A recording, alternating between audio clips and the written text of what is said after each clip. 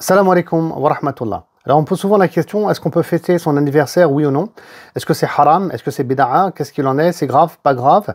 Et donc pour répondre à la question, j'ai voulu commencer tout d'abord par regarder ce qui se dit sur Internet.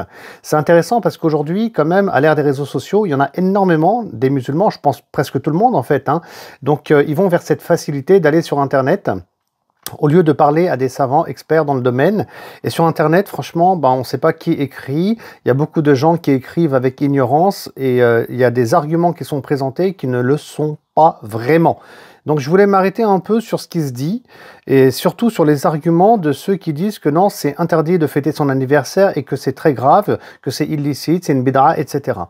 C'est important quand même. Donc le premier argument que j'ai pu constater, que j'ai pu lire, c'est non, on peut pas fêter son anniversaire parce qu'on est en train d'imiter les koufars, qu'on imite les non-musulmans et les non-croyants. Bon, alors tout d'abord, il faut savoir que les non-croyants, effectivement, on va pas les imiter, mais c'est pas surtout en fait.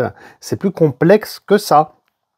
C'est-à-dire qu'ils ont leur référence, ils ont leur vision, ils ont leur voix, et nous, on a notre vision et notre voix. On a le Coran, on a la révélation à travers le Coran et la sunna du prophète, sallallahu alayhi wa sallam. Donc, dans le domaine du culte, de la religion, on a nos références, et donc, bien entendu, nous, quand on réfléchit le futur, l'avenir, la société, c'est sur la base de nos textes, tout simplement. Donc, c'est là où on ne va pas imiter bêtement ceux qui n'ont pas la foi, qui ont une autre vision du monde, puisqu'ils ne croient pas en Allah, subhanahu wa ta'ala. Mais par contre, pour énormément de choses, plein d'autres choses, en dehors de ça, il n'y a pas de problème à faire comme les non-musulmans font. Le prophète lui-même, sallallahu alayhi wa sallam, par exemple, à son époque, lors d'une bataille, la bataille de Khaybar, donc il va faire tomber une forteresse où il y avait des catapultes, il y avait des tortues utilisées pour entrer dans les forteresses.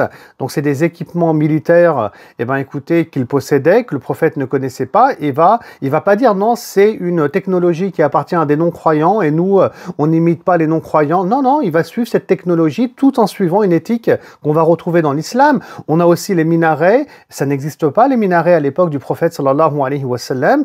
On n'en parle pas dans le Coran, il n'y en a pas dans la sunna, on n'en parle pas. Même la mosquée en elle-même à Médine, il n'y en a pas.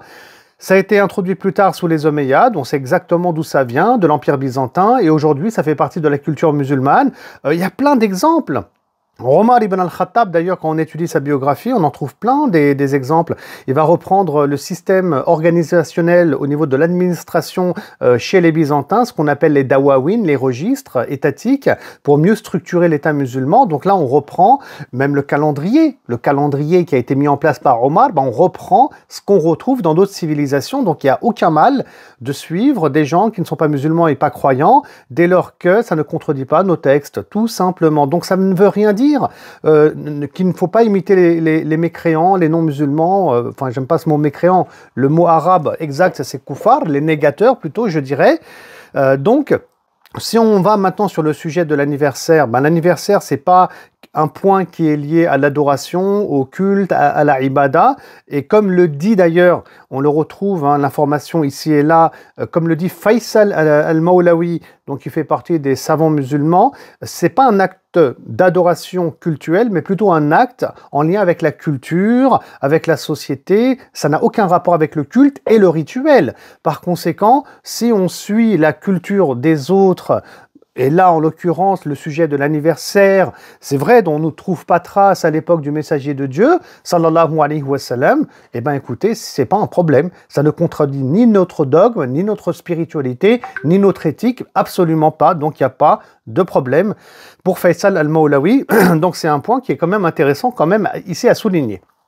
Ensuite, un autre argument, c'est qu'en islam, il y a deux fêtes. Alors, celui-là, on l'entend souvent, il y a deux Eid. D'accord, Eid al-Fitr et Eid al-Adha, mais à la fin du Ramadan et puis pendant la saison du Hajj. Mais là, pareil, attention, on parle de deux fêtes qui sont religieuses. Et effectivement, il n'y a pas d'autres fêtes dites religieuses en lien avec la aqidah, la foi, en islam. D'accord? Donc l'anniversaire, c'est pas une Eid en lien avec le culte, il n'y a pas une prière à faire spécifique, et rien à voir en fait. Hein.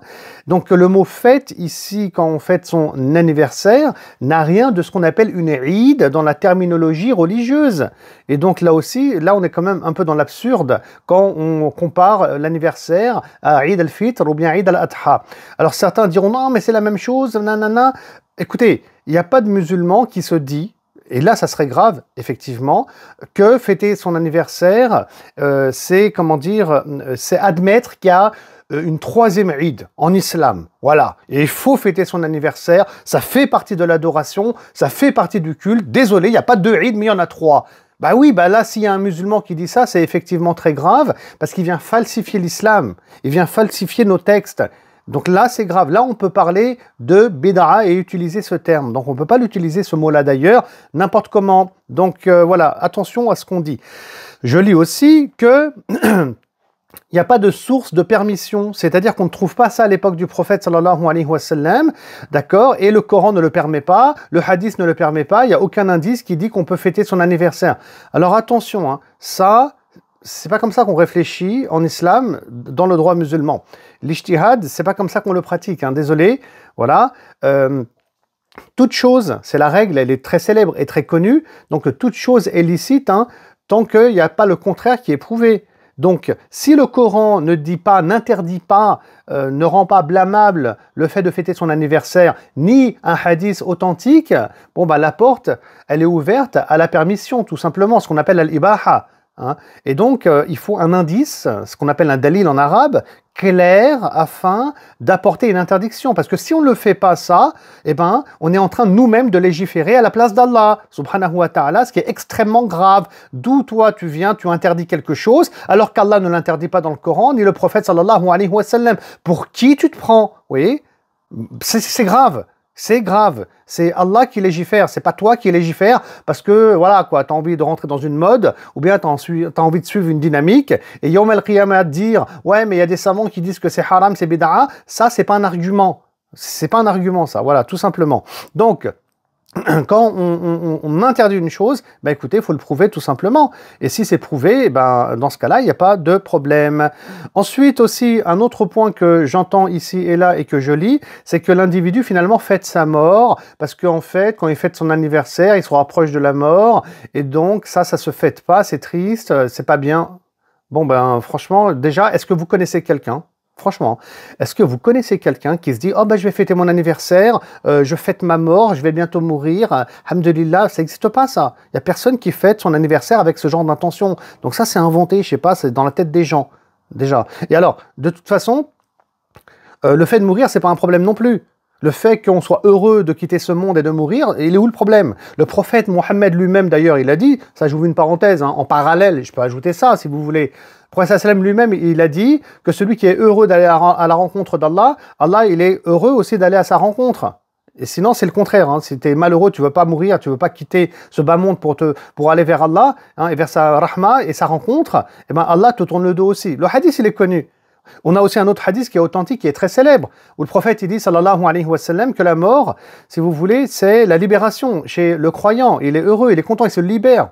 Et donc, vouloir vivre dans ce bas monde et continuer à vivre, ça c'est le paradis, hein, finalement, de celui qui n'a pas la foi. Ce qu'on peut comprendre, hein, étant donné qu'il n'a pas foi à une vie après la mort. Donc déjà, sur le plan dogmatique, il faut bien comprendre, déjà, c'est quoi la mort, et il ne faut pas le voir comme un problème. Déjà, il ne faut pas le voir comme un problème. Voilà, donc cette idée qui consiste à dire, ouais, on se rapproche de la mort, donc c'est triste, et quelqu'un, il fête ça, c'est absurde. Voilà, et encore une fois, ben, déjà, si j'ai envie de fêter ma mort, et que je suis heureux que je vieillis, et que je vais enfin quitter ce monde, est-ce que déjà, c'est un problème ? Posons la question. Mais le souci, il n'est même pas là. Le souci, il est dans comment dire, dans l'intention. Est-ce que vous connaissez des gens qui réfléchissent comme ça? Ça n'existe pas. La question, elle est très, très mal posée. Ensuite, donc pour peut-être presque terminer le sujet, ceux qui parlent d'interdire ou d'interdiction par rapport à l'anniversaire, ben on voudrait bien les entendre aussi quand on a l'Arabie Saoudite qui autorise ça. Moi, je suis allé en Arabie Saoudite il n'y a pas longtemps, d'accord, ils fêtent pas l'indépendance, hein, mais on va dire l'État saoudien, enfin sa naissance en fait, ils le fêtent chaque année. Donc j'y étais, j'ai même mangé du gâteau, ça a été coupé partout en Arabie Saoudite. Et donc là aussi, ils fêtent quelque chose, les Saoudiens. Pourquoi? Parce qu'ils suivent finalement cette vision des choses que je suis en train d'expliciter. Et les savants musulmans ne vont pas voir le gouverneur en Arabie Saoudite en lui disant que tu es dans la bid'a, tu es égaré, etc. Bon, sauf si quelqu'un estime que ce sont tous des hypocrites, ça c'est autre chose, d'accord? Mais la raison, elle est simple, c'est parce qu'il n'y a pas d'interdiction. Et oui, donc il y a un État, il va fêter l'anniversaire de son pays, et un individu, s'il fête son anniversaire et qu'il y a un gâteau et qu'il le coupe, et là, et tout ça, et ceci et cela, bah en quoi c'est un problème? Encore faut-il le prouver de manière sérieuse, et en justifiant les choses avec une argumentation qui est solide. D'accord? Donc voilà, moi, je trouve ça triste, bien sûr, que des gens qui n'ont pas le sens de l'argumentation, qui n'ont pas étudié leur islam, ils viennent à parler de ces questions-là et qu'ils interdisent à tout bout de champ.